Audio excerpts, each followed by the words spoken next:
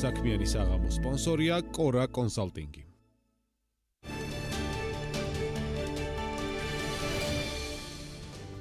მესამე კვარტალში საშუალო თვიური ნომინალური ხელფასი წლიურად 11%-ით, ანუ 201 ლარით 2056 ლარამდე გაიზარდა. ვრცლად გიყვებით საქმიან საღამოში. საქსტატმა დღეს საარსებო მინიმუმის სტატისტიკა გამოაქვეყნა. დოკუმენტის თანახმად ნოემბრის განმავლობაში შრომის უნარიანი მამაკაცის საარსებო მინიმუმი 262 ლარი და 40 თეთრი იყო. 2024 წლის დეკემბრიდან მთავარმა საინვესტიციო ოფიცერმა გოგა მელიქიძემ თანამდებობა დატოვა. ინფორმაცია საპენსიო სააგენტო ავრცელებს. მიზეზების შესახებ გიყვებით რამდენიმე წუთში. შევზარეული მერიკო გუბელაძე კაკლების მართვიდან გავიდა, როგორც მან BMG-ს განუცხადა, მიზეზი პოლიტიკურ თემებზე განსხვავებული მოსაზრებები იყო. მოგესალმებით, საქმიანი საღამოა გადაცემა, რომელშიც ბიზნესსა და ეკონომიკაზე ვსაუბრობთ. ჩვენი ამ გადაცემის ავტორები გიორგი თოლორდავა და გიორგი არონია ვართ. დავიწყოთ.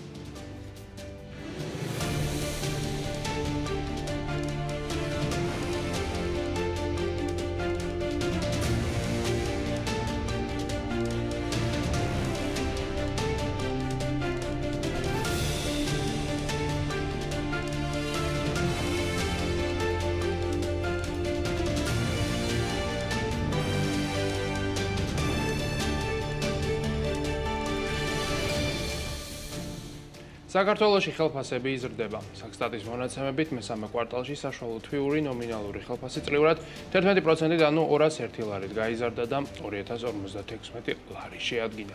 საშუალო ხელფასი, რომელიც სახელმწიფო გადასახადებსაც ითვალისწინებს, ტრადიციულად უფრო მაღალია. კერძო სექტორში მესამე კვარტალში საშუალო თვიური ხელფასი 9%-ით, ანუ 183 ლარით გაიზარდა და 2190 ლარი შეადგინა, როცა არასამეწარმეო და საფინანსო სექტორში საშუალო თვიურმა ხელფასმა 15%-ით იმატა და 1813 ლარი შეადგინა.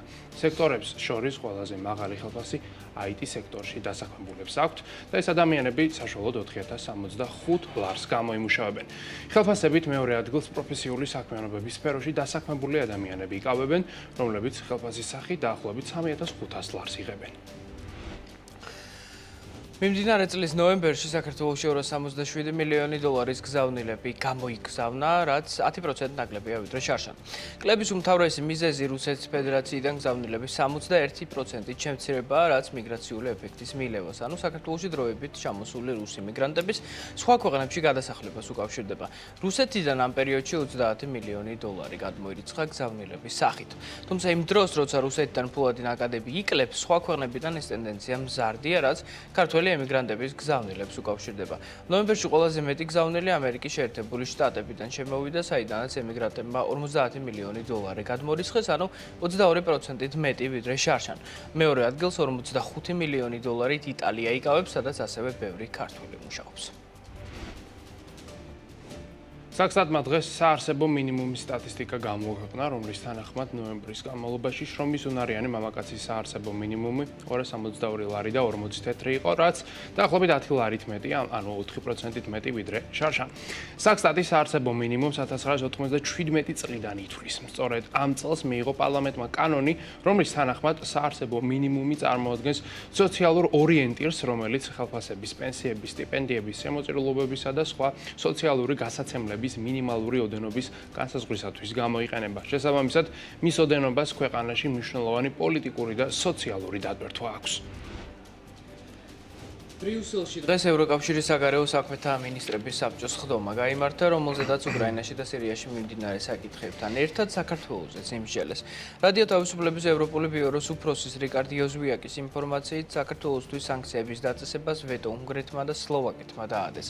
მიუხედავად ამისა, ევროკომისია სავარაუდოდ ამ კვირაში ქართულ დიპლომატებისთვის უვიზო შეჩერებაზე წინადადებას მაინც მოამზადებს, რასაც დასჭირდება არა კონსენსუსი, არამედ კვალიფიციური უმრავლესობა.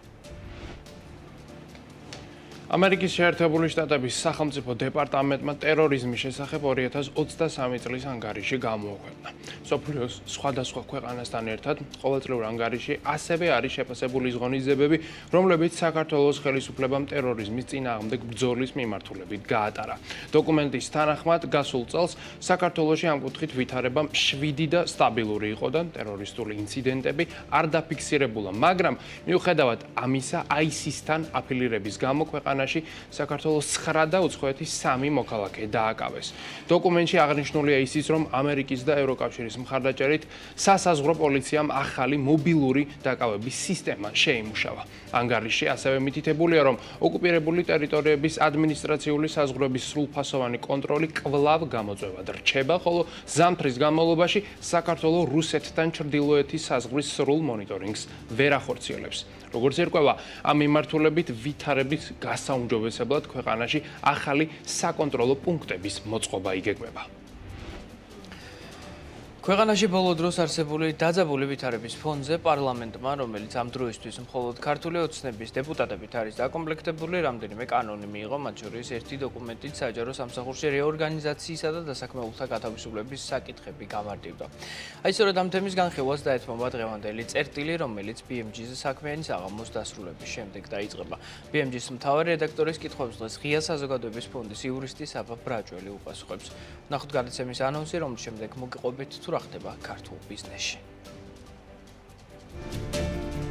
საჯარო სამსახურში რეორგანიზაციისა და დასაქმებულთა გათავისუფლების საკითხები მარტივდება. მაღალი რანგის საჯარო მოხელეებს ქართული ენის ცოდნის ვალდებულება არ ექნებათ. სიავრცელია. არის თუ არა ქართული ოცნების მიზანი საჯარო მოხელეების დაშინება და დამორჩილება და რა უნდა იყოს საჯარო სექტორში დასაქმებულების პასუხი. ოცნების ერთპარტიული პარლამენტის მიერ დაჩქარებული წესით მიღებული საკანონმდებლო ცვლილებების ანალიზით. დღეს 21 საათსა და 30 წუთზე BMG TV-ზე. ღია საზოგადოების ფონდის იურისტი საბა ბრაჭველი წერტილში თელარა გელანტიასთან ერთად. მიმდინარე წლის დეკემბრიდან საპენსიო სააგენტოს მთავარმა საინვესტიციო ოფიცერმა გოგა მელიქიძემ თანამდებობა დატოვა. უწყების ინფორმაციით, მელიქიძე კარიერას კერძო სექტორში ცენტრალურ აზიაში გააგრძელებს. საინვესტიციო საბჭოს გადაწყვეტილებით მთავარი საინვესტიციო ოფიცრის მოვალეობას ლევან ვერძეული შეასრულებს, რომელიც საპენსიო სააგენტოში საინვესტიციო სამსახურის უფროსის მოადგილის პოზიციას იკავებდა. მელიქიძე ერწმუნება, რომ საპენსიო სააგენტოდან წასვლა არც მიმდინარე პოლიტიკურ მოვლენებს უკავშირდება და არც დაგროვებითი პენსიის შესახებ კანონში შეტანილ ცვლილებებს.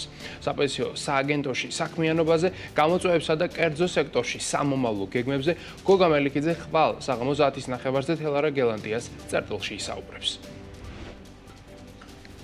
გასულ კვირას ბიზნესმენები და ყველა ზომის და სექტორის კომპანიების წარმომადგენლები გიორგი ისაკაძის ბიზნესის კვირეულში კიდევ ერთხელ შეიკრიბნენ და მოსახლეობას ქვეყანაში მიმდინარე პროცესებთან დაკავშირებით საკუთარი შეხედულებები გააცნეს.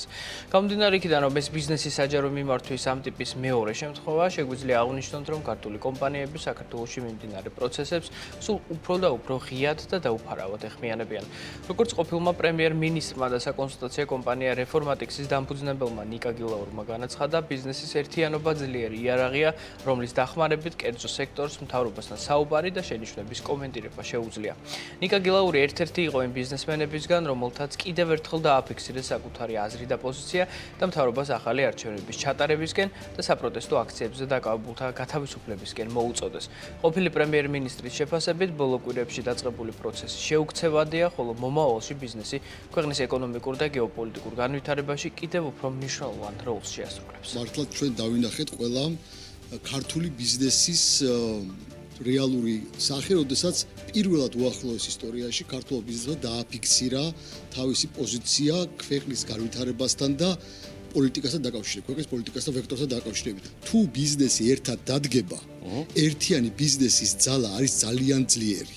და პირიქით ერთიან ბიზნესს აქვს შესაძლებლობა, რომ პირიქით მთავრობას უკარნახოს, თუ რამე არასწორეს აკეთებს მთავრობა. და ეს არის სწორედ ეს არის ევროპული ბიზნესი, სწორედ ეს არის ამერიკული ბიზნესი, როდესაც ბიზნესს თავისი ძალა აქვს, ბიზნესი იხდის გადასახადებს, ამ გადასახადებით ცხოვრობს მთავრობა, ამ გადასახადებით მთავრობა განკარგავს ამ გადასახადებს და რეალურად ხელფასებსაც გაცემს და პენსიებსაც გაცემს და ბიზნესს შესაბამისად აქვს შესაძლებლობა, რომ ბევრად უფრო კაფიოდ დააფიქსიროს თავისი პოზიცია, ვიდრე ეს აქამდე ხდებოდა და დღეს ახლა მართლაც ხედავთ ჩვენ აი ამ გადატეხის პროცესს, როდესაც ბიზნესი ერთად დგას და ბიზნესი ერთად აფიქსირებს თავის უკმაყოფილებას თუ თავის პოზიციას. და მე მგონი რომ ეს არის რაღაც ისეთი პროცესი, რომელიც შეუქცევადი პროცესია და ეს ერთჯერადად კი არ მოხდება ახლა. ჩვენ ნახავთ მომავალში აუცილებლად ბიზნესის ძალიან მნიშვნელოვან როლს ქვეყნის ეკონომიკურ, არა მარტო ეკონომიკურ, არამედ პოლიტიკურ, გეოპოლიტიკურ განვითარებაში და ქვეყნის ვექტორთან დაკავშირებით ბიზნესი აუცილებლად იტყვის მომავალში თავის სიტყვას. ქართული ბიზნესის პოზიციის ერთ სივრცეში მოსაქცევად და შეჩერებულ ევროინტეგრაციასთან დაკავშირებით კომპანიების საჯარო პოზიციების უკეთ გასაცნობად საქართველოში ახალი პლატფორმა Free Business G შეიქმნა, რომლის პრეზენტაცია გუშინ ბიზნესის კვირეულში სტარტაპერმა გიორგი ჩუგოშვილმა გამართა. მისი შეფასებით, ქვეყანაში არსებული კრიზისი პარტიული პოლიტიკის საზღვრებს გასცდა, რადგანაც ახალი ვექტორით საქართველო გარდაუვალი სოციალური და ეკონომიკური საფრთხის წინაშე დადგა. ამჟამინდელი მდგომარეობით პლატფორმამდე 400-მდე კომპანია არის დარეგისტრირებული. Free Business G არის პლატფორმა, ვებგვერდი, სადაც არის ეს განცხადება, რომელიც თქვენ წაიკითხეთ, რომელსაც არაფერი განსაკუთრებული არ წერია. იქ წერია, რომ ქვეყანაში გვაქვს კრიზისი, რაც ყველამ ვიცით და ამ კრიზისის გადაჭრის ყველაზე პრაგმატული გზა არის ახალი არჩევნები. და ის ადამიანები, რომლებიც ჩვენ ნახეთ, რომ არიან სასტიკად ნაცემი და შემდეგ სასამართლომ, რომელშიც სამართალი სამწუხაროდ აღარ არის, ესე ნოტარიუსივით ჩასვა ციხეში და არც დაინტერესდა საერთოდ რა მოცემულობაში მიიღეს ეს დაზიანებები ამ ადამიანებმა დაკავების შემდეგ.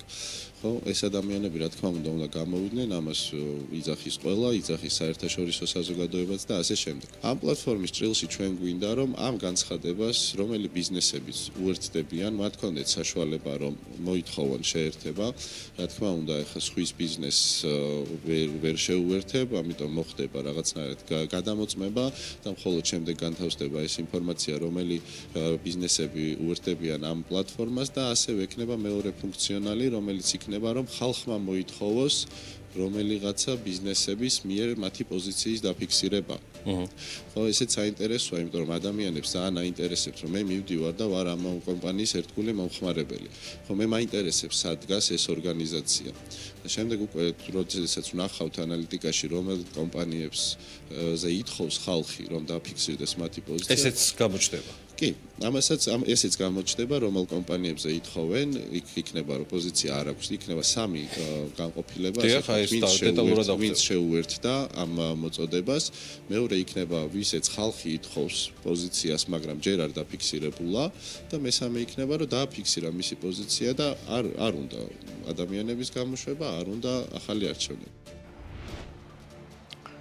მეწარმეებს, რომლებმაც პროტესტის გამო მერიის საშობაო ბაზრობაზე უარი თქვეს, ონლაინ პლატფორმა Happy EU Year გაერთიანებს.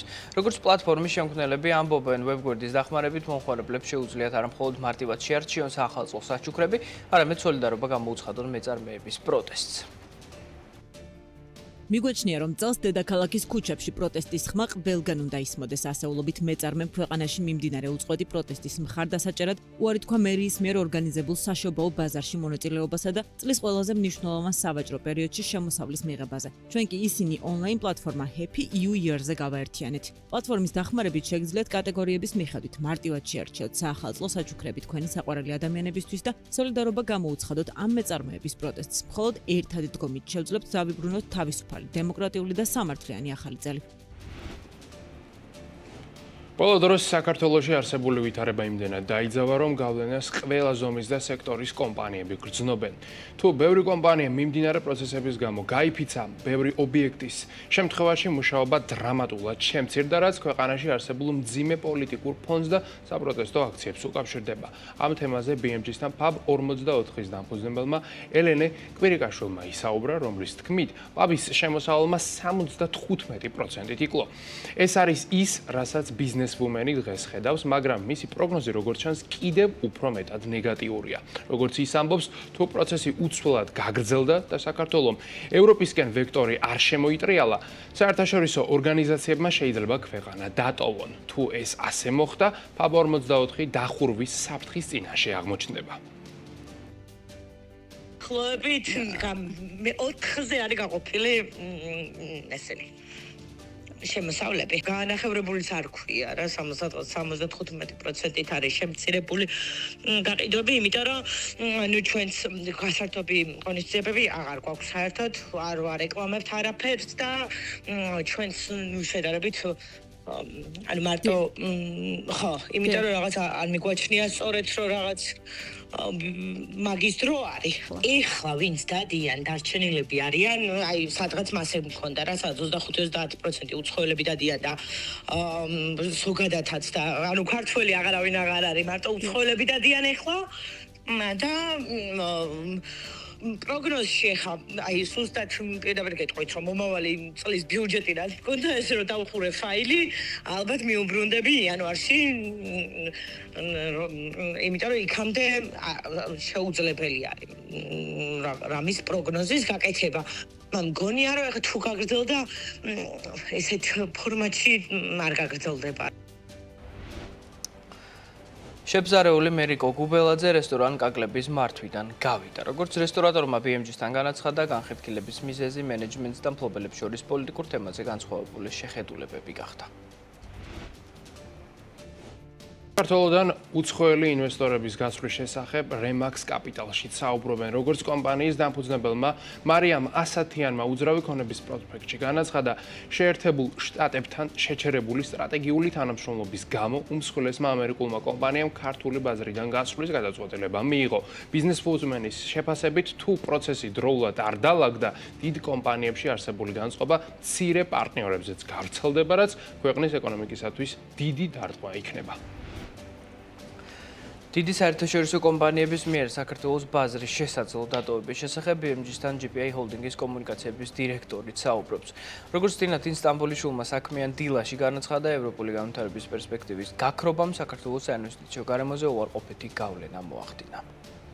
დასავლური ინვესტორები ამ ქვეყანაში ძირითადი მიზეზი იმისა, რომ აქ აგრძელებდნენ საქმიანობას, იყო პერსპექტივა იმისა, რომ საქართველო მიდის ევროატლანტიკური ინტეგრაციისკენ და თანდათან უახლოვდება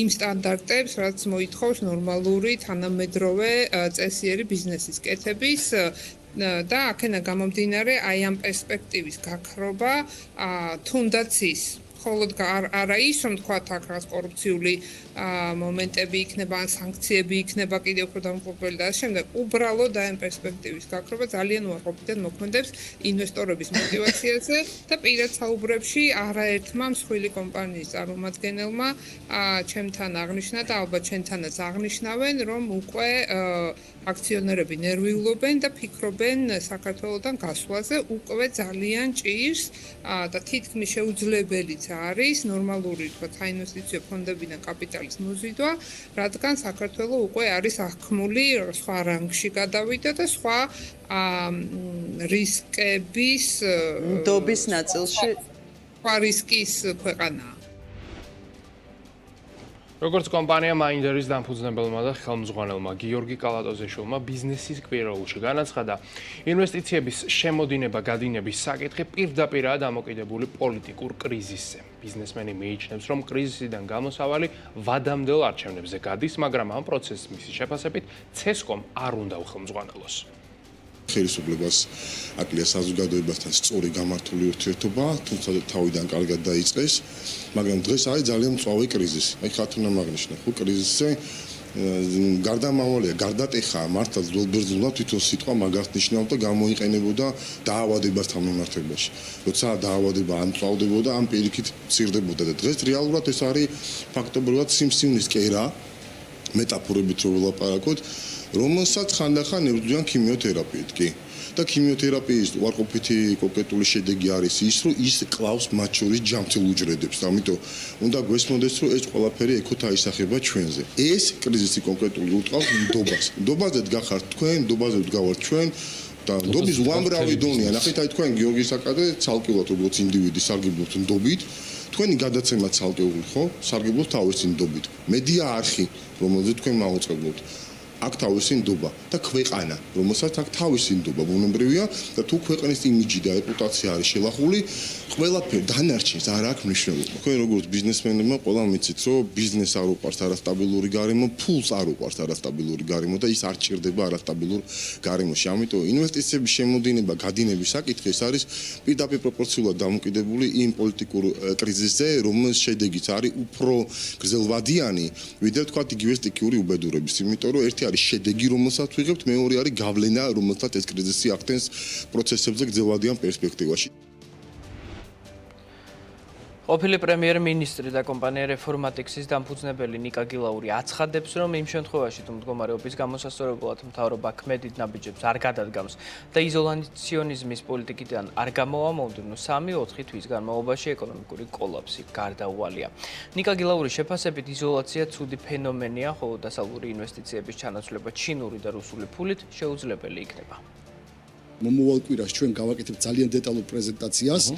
მომავალი წლის ეკონომიკურ პროგნოზებთან დაკავშირებით. 2025-ის პირველ კვარტალთან დაკავშირებით. თელ წელს არ ავიღებთ, 2025-ის პირველ კვარტალს ავიღებთ და წინასწარი პროგნოზები რაც შეგვიძლია ვთქვათ, არის ძალიან სავალალო.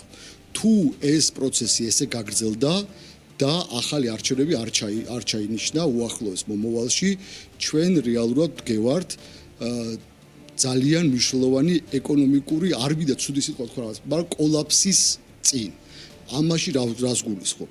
თუ ეს სამთავრობო იზოლაცია გაგრძელდა დასავლეთი პარტნიორების მიერ, თუ არაღიარების პოლიტიკა გაგრძელდა მსოფლიოს წამყვანი ქვეყნების მიერ, რეალურად ჩვენ გვაქვს საშიშროება, რომ ინვესტიციებიც ჩამოვარდეს მინიმუმის მინიმუმზე, ჩვენ გვაქვს საშიშროება, რომ საერთაშორისო საფინანსო ინსტიტუტების გადმორიცხვები ჩამოვარდეს მინიმუმზე, ჩვენ გვაქვს საშიშროება, რომ რეალურად რემიტანსიც კი შემცირდეს საგრძნობლად, რაც გამოიწვევს იმას, რომ ჩვენ ქვეყანაში შემომავალი ვალუტა რეალურად იმდენად შემცირდება, რომ ის ვერანაირად ვერ დააბალანსებს ქვეყნის მოთხოვნას იმპორტზე და საგარეო ვალის მომსახურებაზე და პირველ რიგში ჩვენ გვექნება უდიდესი წლეხი კურსზე, ვალუტა გაიქცევა აუცილებლად, კურსი გაიქცევა აუცილებლად, გვექნება ფასების მნიშვნელოვანი ზრდა ამ ფონზე იმას თუ გავითვალისწინებთ, რომ ეროვნულ ბანკმა საკმაოდ დიდი რეზერვები უკვე დახარჯა გასული 2 თვის განმავლობაში,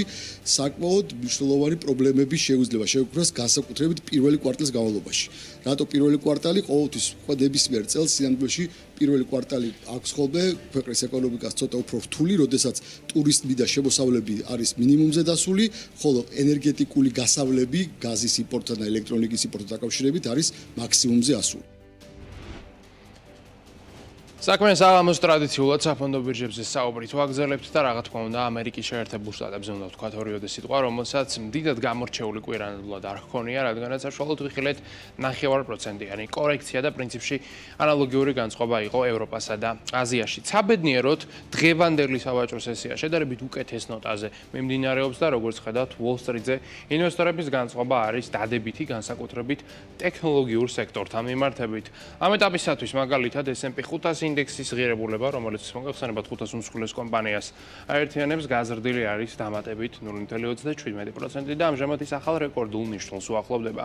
Dow Jones-თან მიმართებით ცვლილება გვაქვს მინიმალური, ეს კორექცია შესაძლოა რამდენიმე წუთში უკვე ზრდისაკენ მიიმართოს, ხოლო Nasdaq-თან მიმართებით ზრდა ნამდვილად მკაფიოდაა გამოკვეთილი და დამატებითი ზრდის მაჩვენებელი შეადგენს 0.85%-ს და ამ ყველაფრის ფონზე Nasdaq-ის საფონდო ინდექსი იმყოფება თავის ისტორიულ მაქსიმუმზე, როგორც ხედავთ, 20100-იანი ნიშნული დაფიქსირდა სწორედ ამ წუთას, ანუ ეს იმაზე მიუთითებს, რომ Nasdaq-ის ბირჟაზე დალისტული კომპანიების საბაზრო კაპიტალიზაცია კუმულაციურად ისტორიაში ასეთი მაღალი არასოდეს ყოფილა. ეს კი იმაზე მიუთითებს, რომ ამერიკული ტექნოლოგიური სექტორის შეფასება ამჟამად იყოფება ისტორიულ მაქსიმუმზე.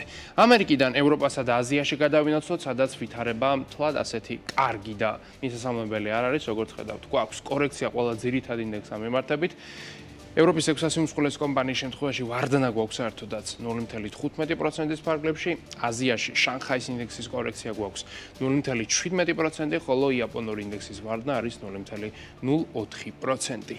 გადავინაცვლოთ ენერგეტიკულ ბირჟაზე, სადაც დღის განმავლობაში საკმაოდ სერიოზული ვოლატილობა შეინიშნებოდა. ჯერ იყო და 1.5% გაძვირდა ნავთობი, ამ წუთებისათვის კი 1% არის შემცირებული მისი ფასი და როგორც ხედავთ, ბრენტის ღირებულება $73 და 80 ცენტის ფარგლებში მერყევს, ხოლო WTI-ის ფასი დაახლოებით $70.5 ფარგლებშია. საბრძოლოდ ამისა 2%-ით არის გაძვირებული რუსული ნავთობი და ურალის ფასი, როგორც ხედავთ, შეადგენს $68. კორექცია გვაქვს ბუნებრივ აირთან 3.5%-იანი, როგორც ხედავთ 40 ევროიანი არიან ნიშნულს 60 მეგავატის საათი ენერგიის ღირებულება, რაც ერთ კვირაში არის 10.9%-ით შემცირებული მაჩვენებელი, ანუ შეგვიძლია ვთქვათ, რომ ბოლო ერთი კვირის განმავლობაში ყველაზე ცუდი შედეგი ჰქონდა სწორედ ბუნებრივ აირს.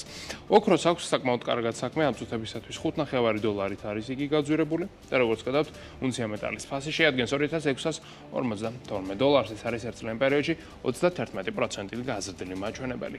კრიპტოინდუსტრიაზეც უნდა გადავინაცვლოთ, რომელსაც ფენომენალური შედეგები აქვს. ინდუსტრიის საერთო შეფასება ამ წუთებისათვის არის $3.9 ტრილიონ. ეს არის კრიპტოაქტივების არსებობის ისტორიაში დაფიქსირებული მაქსიმუმი. ბიტკოინის ფასი, როგორც ხედავთ, $106,800 ფარგლებში მერყეობს. დღის განმავლობაში მინდა გითხრათ, რომ ბიტკოინის შეფასებამ $107,000-იან ნიშნულსაც კი მიაღწია და ეს არის რა თქმა უნდა კრიპტოაქტივების არსებობის ისტორიაში დაფიქსირებული რეკორდი. ეთერიუმის ფასიც იზრდება, $3,960 არის ამჟამად როგორც ხედავთ ერთი ეთერის ღირებულება, რაც არის ერთ კვირაში დაახლოებით 3.5%-ით გაზრდილი მაჩვენებელი. ბიტკოინის რეკორდული გაძვირების ფონზე მისი კაპიტალიზაცია უკვე შეადგენს $2.1 ტრილიონ, ეთერიუმის შეფასება კი $467 მილიარდი.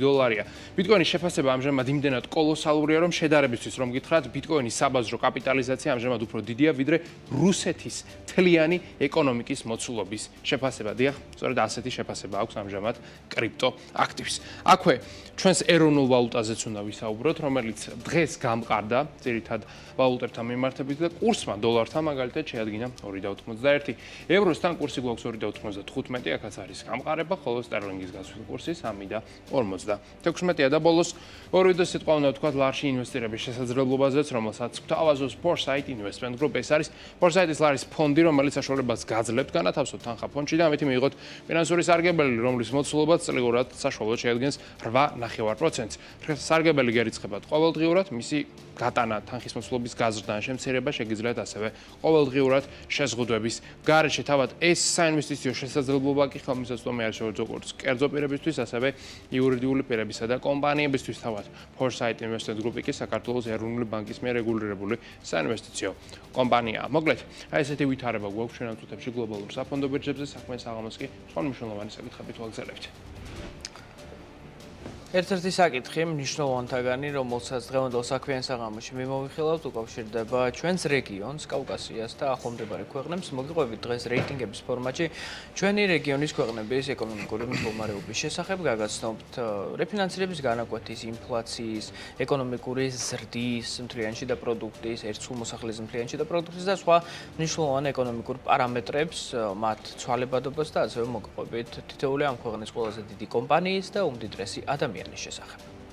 დღეს ძალიან ბევრს ვისაუბრებთ გეოპოლიტიკაზეც და მსოფლიოს მასშტაბით მოხდარ ეკონომიკურ მოვლენებზე, განსაკუთრებით მაკროეკონომიკის მიმართულებით, რადგანაც არაერთმა მნიშვნელოვანმა ცენტრალურმა ბანკმა და მარეგულირებელმა მიიღო ბოლო პერიოდის განმავლობაში არაერთი მნიშვნელოვანი საპასუხისმგებლო გადაწყვეტილება. ასევე მოგიყვებით ყველა იმ მნიშვნელოვან გეოპოლიტიკურ მოვლენაზე, რომელიც ბოლო 24 საათის განმავლობაში მსოფლიოში მოხდა. ნებისმიერი ქვეყნის ეკონომიკას ქმნიან ამ თუ იმ ქვეყანაში არსებული კომპანიები. დღეს კომპანიების შესახებ ბევრს მოგიყვებით და პირველი კომპანია, რომლის შესახებ არც თუ ის სახარბიელო სიახლის გაგაცნობთ, არის ესპანური Mango, რომლის დამფუძნებელი 71 წლის ასაკში ტრაგიკულად გარდაიცვალა. თურქეთში დაბადებული ესპანელი ბიზნესმენი ისაკ ანდიკი, რომელმაც ტანსაცმლის ბრენდი Mango დააფუძნა და წლების განმავლობაში მოდის ჭეშმარიტ გიგანტად აქცია, გარდაიცვალა. 71 წლის ბიზნესმენი ტრაგიკულ შემთხვევას ემსხვერპლა, რომელიც ბარსელონასთან ახლოს კატალონიის მთებში მოხდა. ისაკ ანდიკი ლაშქრობაში იმყოფებოდა, როცა კლდიდან გადმოვარდა და უფსკრულში ჩავარდა. კომპანიის დამფუძნებელი სიკვდილი Mango-ში უკვე დაადასტურეს. ისაკ ანდიკი, რომელიც ცხოვრების განმავლობაში ესპანეთის ერთ-ერთი უმდიდრესი მოქალაქე გახდა, 1953 წელს თურქეთის დედაქალაქ სტამბოლში სეფარდების ოჯახში დაიბადა. სეფარდები რელიგიურად ებრაელები არიან, რომელთა წინაპრები ის ებრაელები იყვნენ, რომლებიც ესპანეთის და პორტუგალიის ხელისუფლებებმა მე-15 საუკუნეში განდევნეს. სეფარდები ეთნიკურად ესპანელები არიან და დღემდე ლათინო ენაზე საუბრობენ, რომელიც ესპანურთან არის მიახლოებული. თავად ტერმინი სეფარდი სიტყვა სფარდიდან მომდინარეობს, რაც ივრიდზე ესპანეთს ნიშნავს. სტამბოლში ისაკ ანდიკმა ცხოვრების პირველი წლები გაატარა, ხოლო მოგვიანებით ოჯახთან ერთად საცხოვრებლად ბარსელონაში გადავიდა. კატალონიის დედაქალაქში გადაცხოვრებულმა მომავალმა ანტრეპრენიორმა ესპანური მოდის ბაზარზე შესაძლებლობა დაინახა 1980-იან წლებში თურქეთიდან მაისურების იმპორტი დაიწყო. ამ ბიზნესმა ის აკანტიქს დაანახო, რომ სულ მალე ესპანეთში და მთელ ევროპაში იაფიან, მაგრამ მოდურ ტანსაცმელზე მოთხოვნა გაიზრდებოდა. რამდენიმე წელიწადში ძმებმა ისაკ და ნაჰმან ანტიკმა მანგო დააფუძნეს. ახლა შექმნილი ბრენდის პირველი მაღაზია ბარსელონაში გაიხსნა, მაგრამ მანგოს ტანსაცმელი იმდენად მოთხოვნადი აღმოჩნდა, რომ სულ მალე ბრენდული მაღაზიები ესპანეთის სხვა ქალაქებსაც მოედო. მანგოს წარმატებას უმეტესწილად ბრენდის მოდური და თანამედროვე ტანსაცმელი განაპირობებდა, რომელსაც კომპანია იაფაწყიდა, რითაც ქალაქებში მცხოვრები ახალგაზრდა ადამიანების დემოგრაფიაზე გავიდა. ისაკ ანტიკმა კომპანიაში ვერტიკალურად ინტეგრირებული ბიზნეს მოდელი დანერგა, რაც ნიშნავს, რომ მანგო ბიზნესის ყველა რგოლს აკონტროლებდა, დიზაინით და წარმოებით დაწყებული, დისტრიბუციით და საცალო გაყიდვებით დამთავრებული. ამ ბიზნეს მოდელმა მანგოს მესვეურებს მოდის სამყაროში არსებული ცვალებადი ტენდენციების აყოლის საშუალება მისცა, რითაც ესპანური ბრენდი ტანსაცმლის ერთ-ერთ ყველაზე მოთხოვნად წარმოებლად იქცა მსოფლიოში. დაფუძნებიდან რამდენიმე წლის განმავლობაში მანგო წმინდა ესპანურ ბრენდად ფუნქციონირებდა და რჩებოდა, მაგრამ 1980-იან წლებში ისაკ ანტიკმა კომპანიის ინტერნაციონალიზაცია გადაწყვიტა. მას შემდეგ მანგო რამდენიმე ევროპულ ქვეყანაში გაფართოვდა, რითაც სახელი გაითქვა და ახალი მომხმარებელი მოიზიდა. დღეს მანგო სწრაფი მოდის ჭეშმარიტი გიგანტია, რომლის მაღაზიებს მსოფლიოს 100-ზე მეტ ქვეყანაში ვხედავთ. გასულ წელს კერძო საკუთრებაში არსებულმა კომპანიამ 3 მილიარდ 100 მილიონი ევრო შემოსავალი და 72 მილიონი ევროს წმინდა მოგება დააგენერირა. მანგოს ფინანსური წარმატება დადებითად აისახება თავად ბიზნესმენის პირად სიმდიდრეზე, რომელსაც ამერიკული Forbes-ი 4 მილიარდ დოლარად აფასებს. მანგოსთან ერთად ისაკ ანტიკი ესპანეთის ერთ-ერთი უდიდესი ბანკის ბანკო საბადელის აქციონერიც იყო. აქვე ვთქვათ ორი სიტყვა მანგოს მთავარ კონკურენტებზე, რომელთა შორის უპირატესი ესპანური ინდიტექსში შემავალი Zara და Massimo Dutti და შვედური H&M არიან. მანგოსგან განსხვავებით კონკურენტები საჯარო კომპანიები არიან, რომელთა აქციები საფონდო ბირჟაზე ივაჭრება. ინდიტექსის საბაზრო კაპიტალიზაცია 163 მილიარდია, როცა H&M-ის აქციონერები კომპანიას 23 მილიარდ 400 მილიონ დოლარად აფასებენ. სამივე ზემოხსენებული კომპანიის ბრენდული ტანსაცმელი მთელ მსოფლიოში, მათ შორის საქართველოში იყიდება. საქმე საღამოს ტრადიციულად საერთაშორისო სიახლეებით ვაგრძელებთ და პირველი სიახლე, რომელზედაც უნდა ვისაუბროთ, ეს უკავშირდება ევროპის ცენტრალურ ბანკს, ანუ ევროზონის მთავარ მარეგულირებელ ფინანსურ ორგანოს, რომელმაც მონეტარულ პოლიტიკასთან დაკავშირებით მიიღო გადაწყვეტილება და საბოლოო ჯამში რეფინანსირების განაკვეთის შეამცირა 25 საბაზისო პუნქტით, რაც იყო მოსალოდნელი ინტერვენცია. ეს არის მიმდინარე წლის უკვე ბოლო ინტერვენცია, შესაბამისად ამ მიმართულების ცვლილებები აღარ იქნება წლის ბოლომდე და ამჟამად ევროკავშირის მასშტაბით რეფინანსირების განაკვეთი უკვე ოფიციალურად შეადგენს 3%-ს. თავად 3% სამიზნე ნიშნულზე 1%-ული პუნქტით უფრო მაღალია, თუმცა მაინც ეს არის სერიოზული კორექცია იმასთან შედარებით, რაც აქამდე იყო დაახლოებით 4.5%-ის ფარგლებში, რაც თავისი არსით გამოწვეული იყო ერთდროს მაღალი ინფლაციით, მაგრამ მოგეხსენებათ ბოლო პერიოდის განმავლობაში ინფლაცია მიკლო, ის ამჟამად დაახლოებით 2-დან 2.5%-ის ფარგლებში მერყევებს, რაც ECB-ს და კრისტინ ლაგარდის უწყებას აძლევს იმის თავდაჯერებულობასა და იმის უფლებას, რომ ნელ-ნელა ეტაპობრივად ჩამოწიონ რეფინანსირების განაკვეთი და დაუბრუნონ სამიზნე ნიშნულს, რომელიც 2%-ის ფარგლებშია, სასურველი იქნება თუ კი რა თქმა უნდა 2%-ზე უფრო დაბალიც იქნება, რაც წლების განმავლობაში ევროპაში ასეც იყო, მაგრამ ამჟამინდელი ვითარება ამის საშუალებას ჯერჯერობით ყოველ შემთხვევაში ნამდვილად არ იძლევა.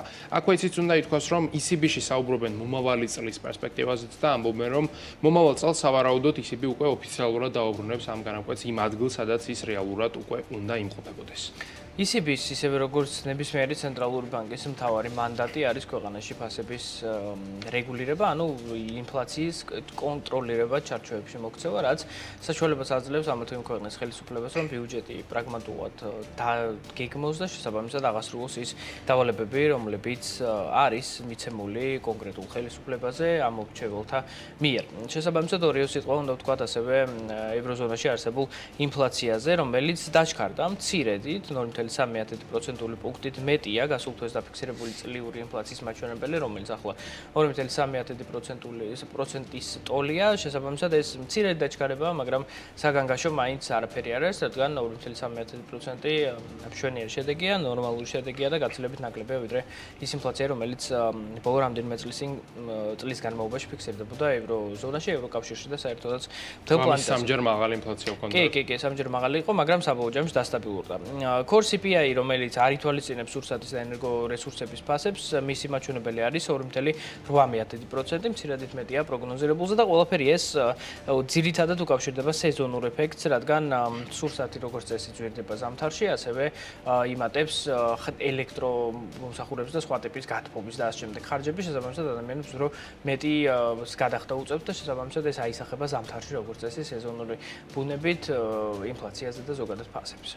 კიდევ ერთი სიახლე ისმის ევროკავშირიდან, ეს უკავშირდება ევროკავშირის წევრ სახელმწიფოს სერბეთს, რომლის პრეზიდენტიც ახლა უკვე აცხადებს, რომ მართველი პარტია, ანუ ის სახელისუფლებო ძალა, რომელსაც ყველაზე დიდი გავლენა აქვს პარლამენტში, აღარ დაუჭერს მხარს კანონპროექტს ეგრეთ წოდებული უცხოური აგენტების შესახებ კანონთან დაკავშირებით გვაქვს ამ შემთხვევაში საუბარი. ეს იგივე კანონია დაახლოებით, რომელიც საქართველოს პარლამენტმა მიიღო და უწოდა მას გამჭვირვალობის შესახებ კანონი და რეალურად ეს კანონი იქაც და აქაც წარმოადგენს რუსული კანონის ერთგვარ ანალოგს და სწორედ ამიტომაც სერბეთში წარმოიშვა პოლიტიკური კრიზისი, პროტესტი იყო როგორც მოსახლეობის მხრიდან, ასევე ოპოზიციის მხრიდან და ამასთანაც ისიც დაერთო, რომ მოგეხსენებათ სერბეთი ევროკავშირის ნაწილია და ევროკავშირიდან მოსული ზეწოლა იყო გაცილებით უფრო ძლიერი, ვიდრე ეს იქნება და სხვა ქვეყნის შემთხვევაში. როგორც ჩანს, მართლმა პარტიამ უკან დახევის გადაწყვეტილება მიიღო, ისინი ამბობენ, რომ ამ კანონს უკან გაიწვევენ და სავარაუდოდ არც არასოდეს მოუბრუნდებიან წესები და პირობები ამ კანონთან მიმართებით დაახლოებით იგივე იყო, რაც საქართველოს პარლამენტმა მიიღო. საინტერესო სიახლეები სამთავრობო გადაწყვეტილებებთან დაკავშირებით ისმის სამხრეთ კორეიდან, მსოფლიოს ერთ-ერთი ყველაზე განვითარებული სახელმწიფოდან, სადაც პარლამენტმა პრეზიდენტ იუნ სუკ იოლის იმპიჩმენტს მხარი დაუჭირა. ეს ის პიროვნებაა, რომელმაც რამდენიმე კვირის წინ ქვეყანაში უეცრად გამოაცხადა საგანგებო მდგომარეობა და შესაბამისად მის სამთავრობას უფლება შესულიყო გადამეტებულ რეჟიმში, სადაც როგორც წესი საგანგებო მდგომარეობის დროს ადამიანის ფუნდამენტური უფლებების შეზღუდვის უფლებას იღებს სახელმწიფო და შესაბამისად შეუძლია ესეთი გადაწყვეტილებები მიიღოს, რასაც სხვა ნებისმიერ ვითარებაში როგორც წესი ვერ მიიღებდა, რადგან კანონი ამის საშუალებას არ აძლევს. 300 დეპუტატიდან 204-მა დაუჭირა მხარი ამ გადაწყვეტილებას, ხოლო დანარჩენებმა წინააღმდეგები იყვნენ. საბოლოო ჯამში ყველაფერი ეს როგორც ვთქვი უკავშირდება იმ გარკვეულ მდგომარეობას, რომელიც თავის წილ პრეზიდენტმა ახსნა იმით, რომ ადამიანებს, კონკრეტულ პირებს სურდათ ქვეყანაში გადატრიალების შექმნა და ანტისახელმწიფოებრივად ქმედება და შესაბამისად ამიტომაც გადაწყვიტა მან ეს გადაწყვეტილება მიიღო, მაგრამ საბოლოო ჯამში ძალიან დიდი პროტესტები იყო ამ ყველაფერს და იძულებული გახდა ეს პიროვნება, რომ უკან წაიღო ეს გადაწყვეტილება. კი, მინისტრი გადადგა, თვითმკვლელობას სცადა, ამით უნდა ალბათ გამოსწორება საკუთარი ღირსების, მაგრამ ეს არის ის ვითარება, რომელიც გვაქვს სამხრეთ კორეაში. კიდევ ერთი საინტერესო სიახლე, რომელიც მსოფლიოდან ისმის, უკავშირდება რუსეთს, უკავშირდება ჩვენს შავ ზღვას, რომელსაც ჩვენც ვესაზღვრებით და იქ რუსეთთან დაკავშირებით ძალიან საინტერესო ვითარება შეიქმნა, რომელსაც დღის რიცხვის ფორმატში გაგაცნობთ.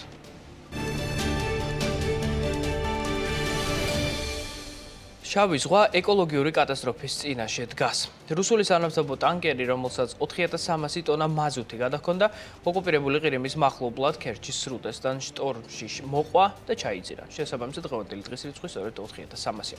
ტანკერის ჩაძირვას ერთი ადამიანი ემსხვერპლა, ხოლო რუსეთის შესაბამისმა სამსახურებმა უსაფრთხოების სტანდარტების შესაძლო დარღვევასთან დაკავშირებით ორი სისხლის ამართლის საქმე აღძრეს. შემთხვევის შემდეგ მალევე ამავე ადგილას შტორმში კიდევ ერთი რუსული ტანკერი მოხვდა, რომელსაც 4 ტონა ნავთობი გადაჰქონდა.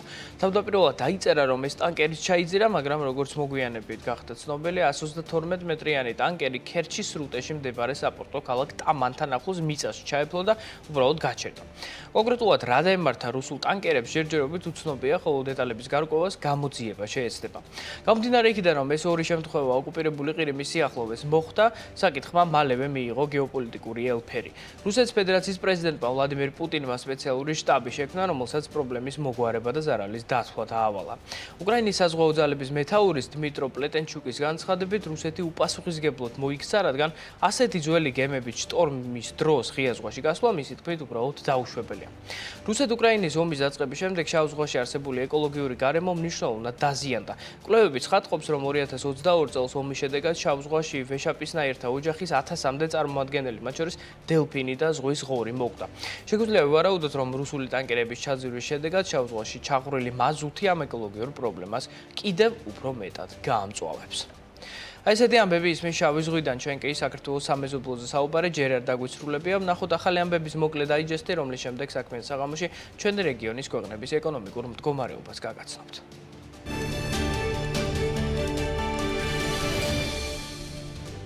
საქართველოს პარლამენტის აპარატმა 261,000 ლარის ღირებულების ტენდერი გამოაცხადა, რომლითაც პარლამენტის შენობის სარემონტო სამუშაოები უნდა შესრულდეს. სამუშაოები მოიცავს შენობის ფასადის იერსახის გაუმჯობესებას, კედლების შელესვას, სამღებრო სამუშაოებსა და სხვა მცირე სარემონტო სამუშაოებს. 11 თვეში 3,97,000 ტონა ტვირთისა და 50,000 კონტეინერის გადაზიდვა მოხდა. მონაცემებს ტრანსკასპიური საერთაშორისო სატრანსპორტო მარშრუტის ასოციაცია აქვეყნებს. ტვირთბრუნვა 2023 წლის ჯამურ მაჩვენებელზე უკვე 12%-ით მეტია. ICC საქართველოს კი უნგრეთისა და სლოვაკეთის საელჩოებთან ურთიერთობას წყვეტს. აღნიშნულ ინფორმაციას საქართველოში საერთაშორისო სავაჭრო პალატის თავმჯდომარე ფადიასლი Facebook-ის პირად გვერდზე აქვეყნებს. წყალტუბოში ახალი ქვესადგური წყალტუბო 500 გაიხსნა, რომლის საინვესტიციო ღირებულება 19,800,000 დოლარია. ქვესადგურის გახსნის ღონისძიებაზე ირაკლი კობახიძემ განაცხადა, რომ წყალტუბოს ახალი ქვესადგური საქართველოს ელექტროგადამტკიცებლის ქსელის განვითარებისთვის ერთ-ერთი მნიშვნელოვანი ობიექტია. ბოლო პერიოდის განმავლობაში კავკასიის რეგიონი რთულ ეკონომიკურ მდგომარეობაშია, რაც რუსეთის წინააღმდეგ სანქციების დაწესებით და გეოპოლიტიკური მოცემულობის რადიკალური ცვლილებითაა განპირობებული. სანქციების ამოქმედება ერთი მხრივ ნეგატიურად აისახა უშუალოდ რუსეთის მდგომარეობაზე, თუმცა მას განსაკუთრებით პოზიტიური გავლენა ჰქონდა მის მეზობლად მყოფ რეგიონის ქვეყნებზე, მათ შორის საქართველოსაც. ამჯერად წარმოგიდგენ კავკასიის რეგიონის ქვეყნების ეკონომიკურ მიმოხილვას, რომელიც უახლეს მონაცემებს ეყრდნობა. ჩვენი საუბარი დღეს უნდა დავიწყოთ რუსეთის ფედერაციით, რომელიც ამ რეგიონში ყველაზე დიდი ეკონომიკის მქონე სახელმწიფოა და მისი მთლიანი შიდა პროდუქტის მოცულობა, როგორც თავად ხედავთ, შეადგენს დაახლოებით 2 ტრილიონ 100 მილიარდ დოლარს, ხოლო მშპ ერთსულ მოსახლეზე არის 15,000 დოლარის ფარგლებში. ამ ყველაფრის ფონზე ქვეყანაში უმუშევრობის მაჩვენებელი ოფიციალური მონაცემებით არის 2,4%, თუმცა დამოუკიდებელი ექსპერტები ამბობენ, რომ მაჩვენებელი უფრო მეტად 9%-ის ფარგლებშია. სწორედ 9%-ია ასევე ინფლაციის დონეც, რაც ბოლო პერიოდში რატომღაც მზარდი ტენდენციებით გამოირჩევა და ეს ცენტრალურ ბანკს საკმაოდ აშფოთებს და ამ ყველაფრის ფონზე ცენტრალურმა ბანკმა, როგორც ხედავთ, რეფინანსირების განაკვეთი გაზარდა 21%-იან ნიშნულამდე, რაც რუსეთ-უკრაინის ომის დაწყების შემდეგ დაფიქსირებული ერთ-ერთი ყველაზე მაღალი მაჩვენებელია, რაც იმაზე მიუთითებს, რომ ქვეყანაში ეკონომიკური მდგომარეობა მთლად სახარბიელო ამ მიმართულებით არ არის. აქვე ვალუტის კურსზეც უნდა ვთქვათ ორიოდე სიტყვა,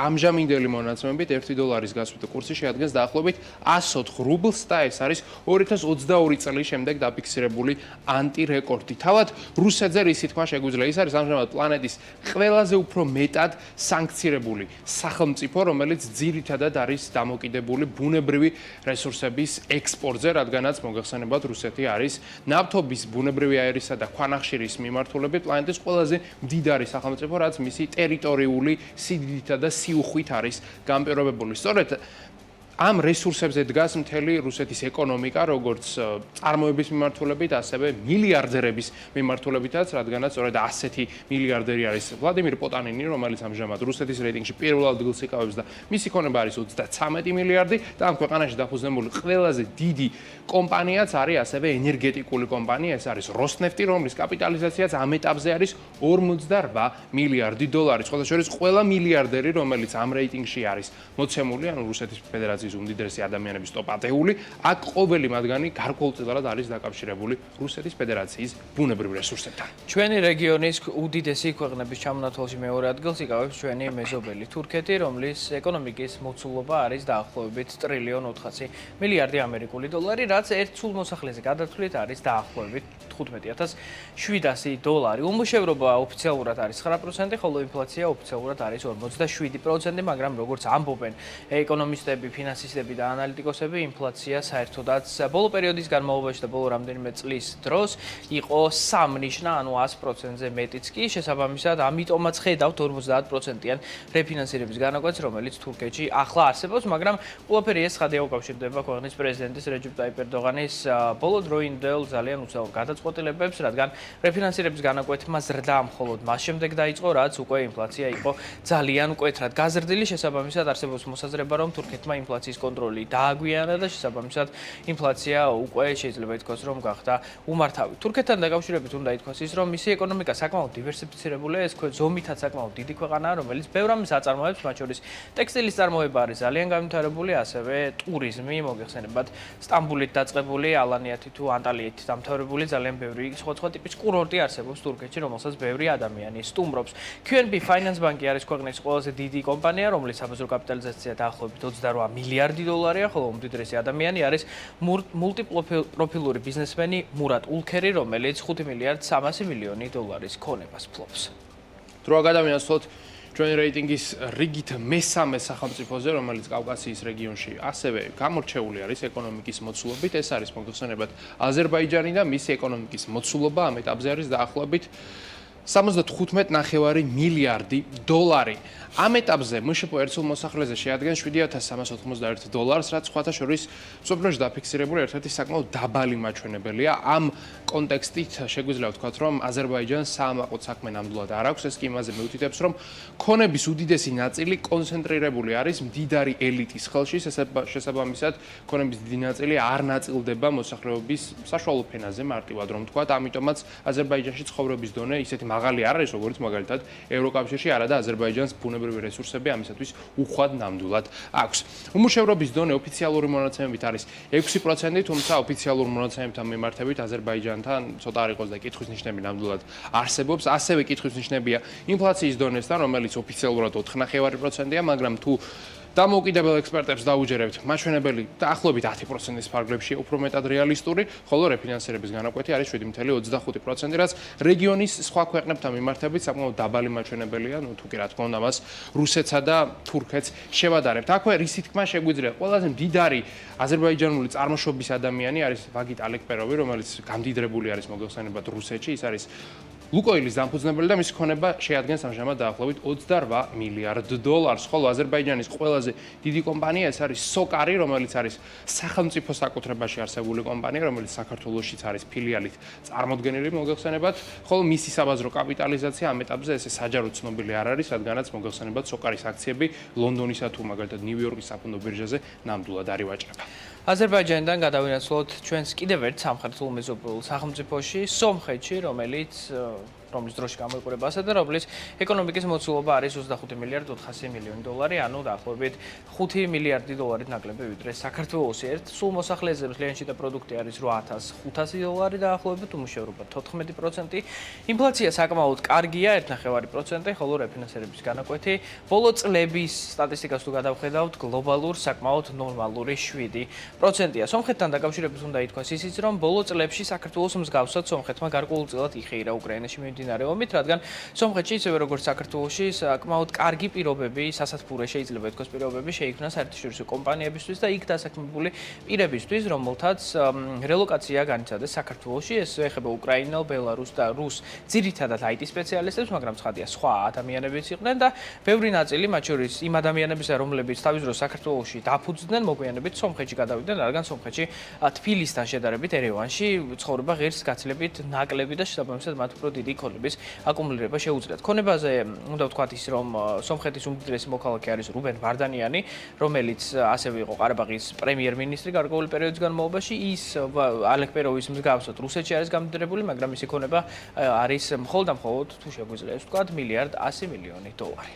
და ბოლოს რა თქმა უნდა ჩვენ სამშობლოზეც საქართველოზეც უნდა ვისაუბროთ, რომელიც ეკონომიკური აღნაგობით, სტრუქტურითა და განვითარების დონით ბოლო პერიოდში ძალიან ჰგავს სომხეთს, რადგანაც საქართველოს ზუსტად ისე იხეირა რუსული, ასე ვთქვათ, კაპიტალის შემოდინებით, როგორც ეს სომხეთმა მოახერხა, თანაც ამავდროულად საქართველოში ბოლო პერიოდში წამოიწყო ახალი ბიზნესი, შეგვიძლია ვთქვათ, ქართულმა კერძო სექტორმა, ეს უკავშირდება ძირითადად ავტომობილების რეექსპორტს, რომელიც დღემდე რჩება საქართველოს ყველაზე მნიშვნელოვან ბიზნესად. ბიზნესად და ამ ყველაფრის ფონზე საქართველოს ეკონომიკის მოცულობა არის გაზრდილი დაახლოებით 33 მილიარდ დოლარამდე. მუშებო ერთსულ მოსახლეზე როგორც ხედავთ 8893 დოლარის ფარგლებშია, ეს აღემატება მოგეხსენებათ აზერბაიჯანისა და სომხეთის მაჩვენებლებს. უმუშევრობა ოფიციალური სტატისტიკით გვაქვს 14%-იანი, ინფლაცია ამ ეტაპზე არის 1.3%, ხოლო საქართველოს ეროვნული ბანკის მიერ განსაზღვრული რეფინანსირების განაკვეთი შეადგენს 8%-ს, ვალუტის კურსი კი ბოლო პერიოდის განმავლობაში მოგეხსენებათ 2.80 და 2.84-ის ფარგლებში მერყეობს დოლართან მიმართებით. საქართველოს ეკონომიკაზე ბევრი რამ უკვე გვითქვამ საქმიან საღამოში და BMG-ის ეთერებში, ამიტომაც გეტყვით, რომ ამ ეტაპზე Bloomberg-ის მონაცემებით ყველაზე მდიდარ ქართველად მიიჩნევა ბიძინა ივანიშვილი, მისი ქონება არის მოგეხსენებათ 7 მილიარდ 700 მილიონი, ხოლო ყველაზე დიდი კომპანია საბაზრო შეფასებით, რაც არის წარმოდგენილი ლონდონის საფონდო ბირჟაზე, ეს არის საქართველოს ბანკის ჯგუფი, რომლის კაპიტალიზაციაც არის დაახლოებით 2.5 მილიარდი დოლარი. ასეთი იყო დღევანდელი რეიტინგები, რეიტინგების ფორმატში მსგავს საინტერესო სიახლეებს ჩვენ საქმიან საღამოში ცხადია კიდევ არაერთხელ შემოგთავაზებთ, მაგრამ დღევანდელი გადაცემა ამით არის დასრულებული. წინ გეუდება თელარ გელანტიას ავტორო გადაცემა წერტილი, ჩვენ კი ხვალამდე გემშვიდობებით. მომავალ შეხვედრამდე.